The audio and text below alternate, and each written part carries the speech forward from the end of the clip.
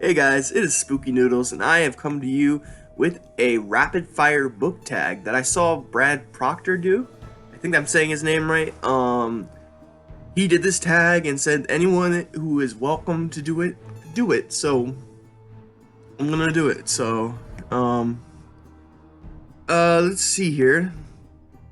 The first question is ebook or physical book, and I have to say physical book because I tend to like physical books more than ebooks. Like I get to like hold the book. It's hard to explain, but ebooks like when I'm looking at ebooks on my phone, they tend to strain my eyes and even though I get headaches from reading physical books as well, I get really bad headaches from reading ebooks. So yeah, paperback or hardback. I'm gonna go with paperback because I like how flimsy they are and you don't have to worry about ruining the dust jacket. I know you could just take the dust jacket off and read the hardback that way, but I like when people see the cover of my book and ask me questions about it, you know? So I just like paperbacks better.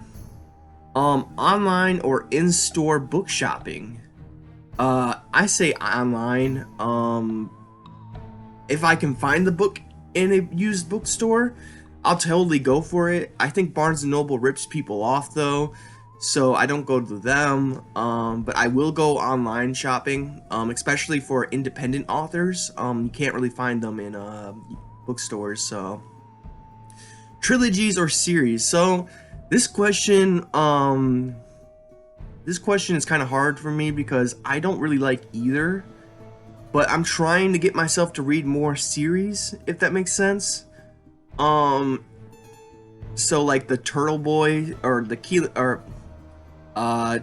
Timmy Quinn, I think it's called Timmy Quinn series. I'm really interested in reading those. They're small books and they can be quick reads. I have some. I'm gonna try a Mike Resnick. He's a science fiction author, and I'm gonna try his book soon. He has a series called the Galactic Comedy, and I don't know if it's actually a comedy book series, but I'm interested in it, and I bought the first book and the last book in the series. I already own the middle book. I found it at a Salvation Army, so yeah.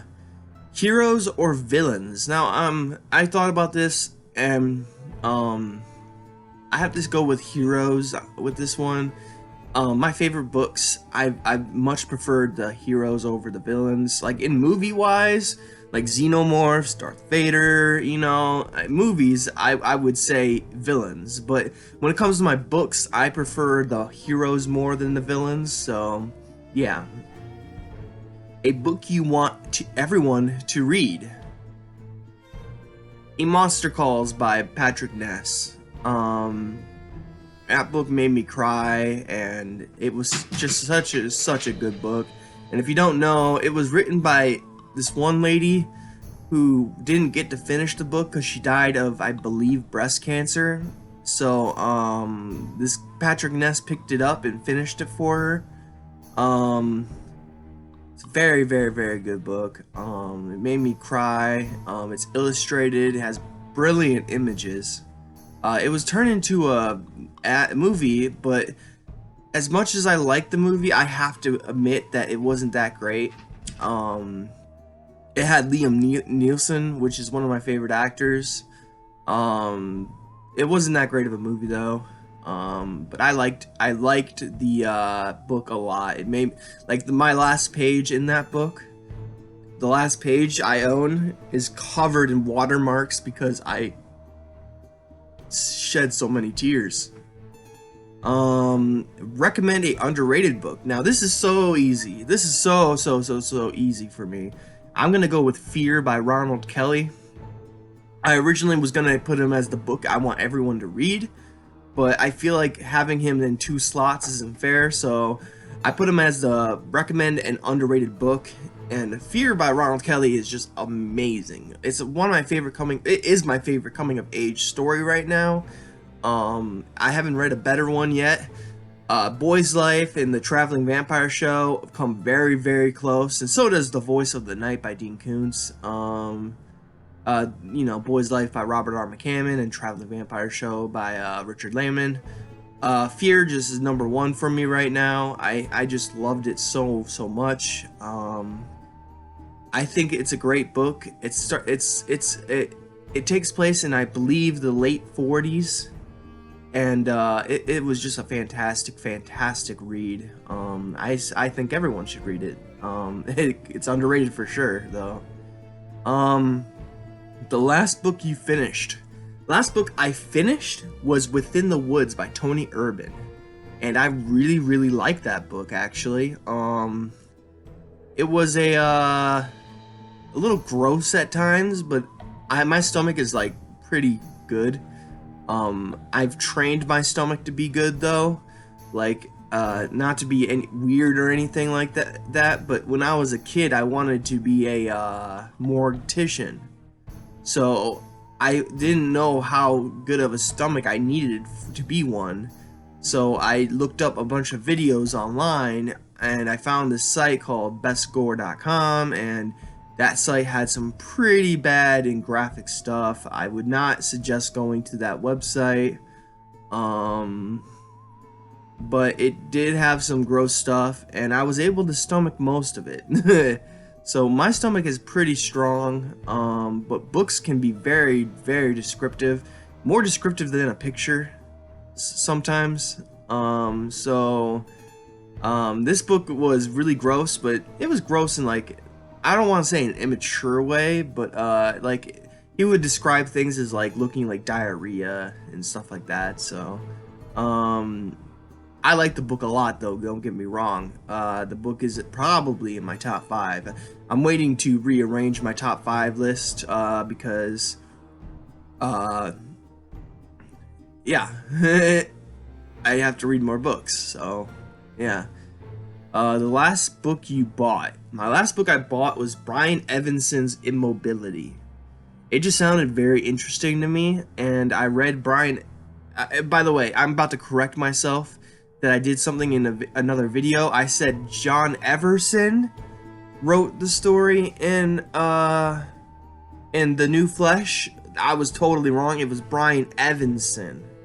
Their names are very close, their last names at least, and I got it confused. So when I found a book at the bookstore, it was Everson, and I thought it was Everson that wrote the book, but it was Evanson. This is the author that wrote the story in The New Flesh. I liked his writing a lot, so I went out and bought his story or book, Immobility. I thought it sounded cool, the cover looked cool. Brian Evanson has proved to me that he can write, so yeah. Weirdest thing you've used as a bookmark? Hold on.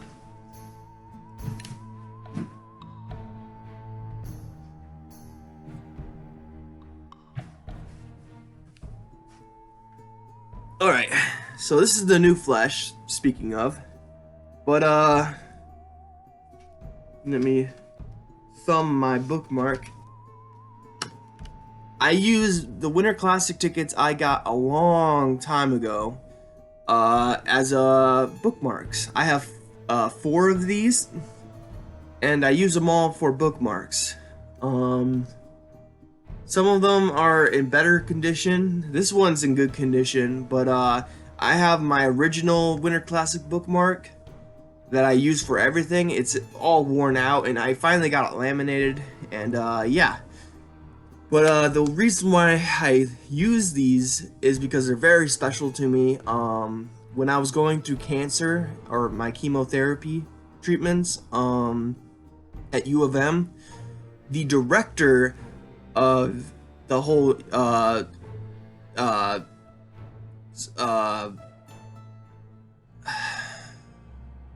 hospital department, I forget what it's called, the cancer department. Anyways, she's the daughter of Mike Ilitch, and if you don't know, Mike Ilitch owns the Red Wings. So I asked her if she could. I love the Red Wings, and I'm going through cancer. Asked her if she could get me tickets to go see the Winter Classic, and she pulled through and got me 4 tickets to go see the Winter Classic. Very, very close to the ice, too, mind you.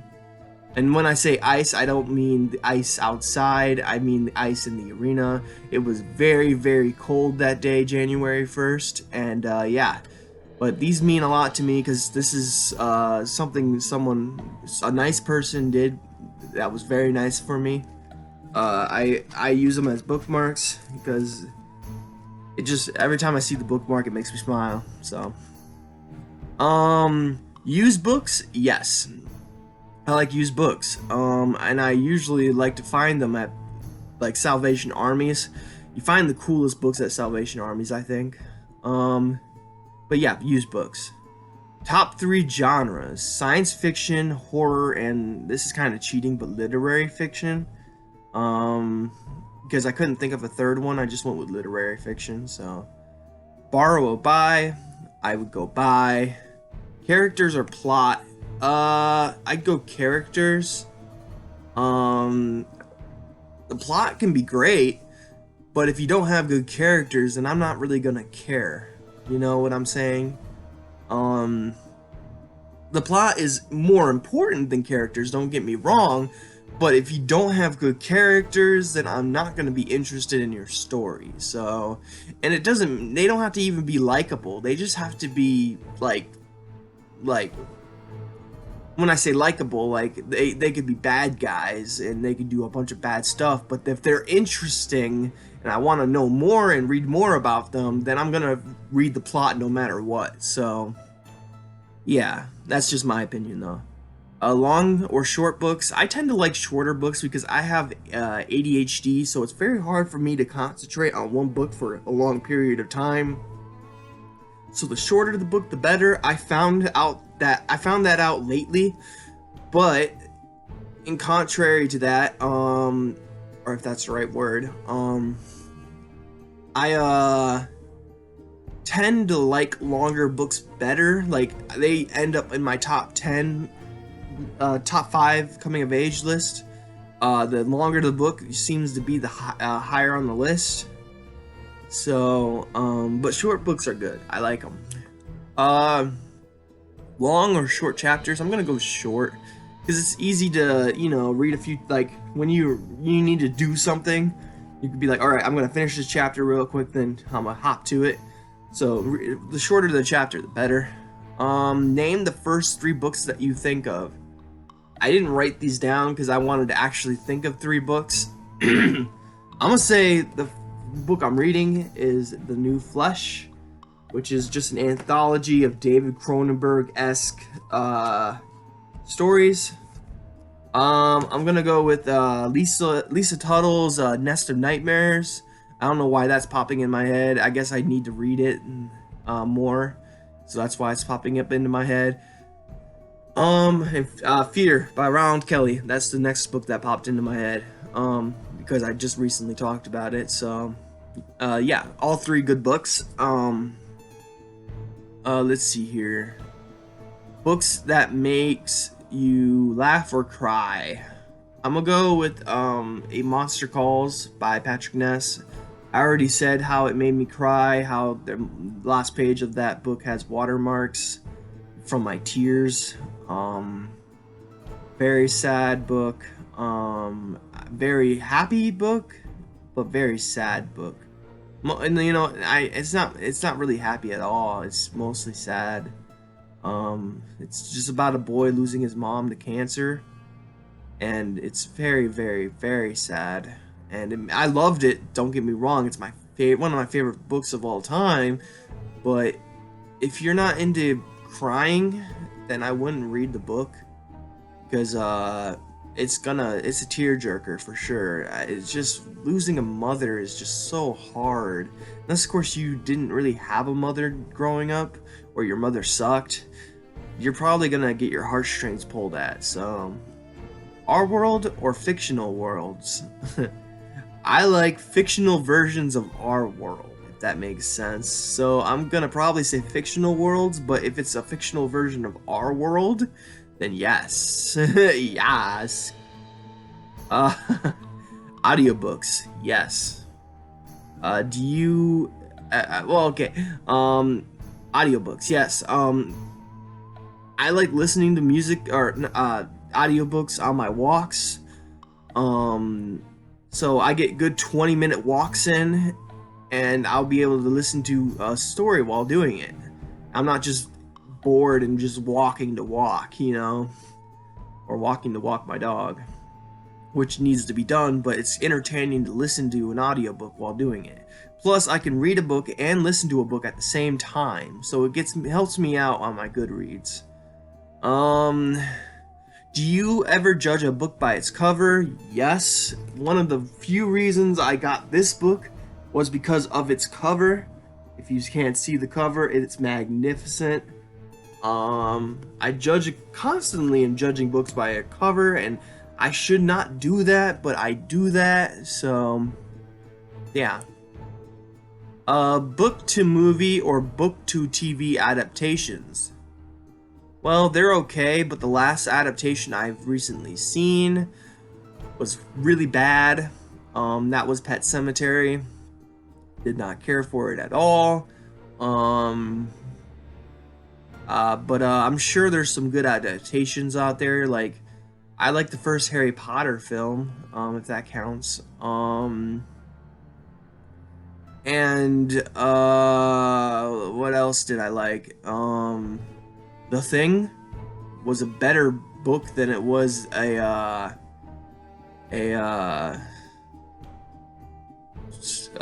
was a better movie than it was a book.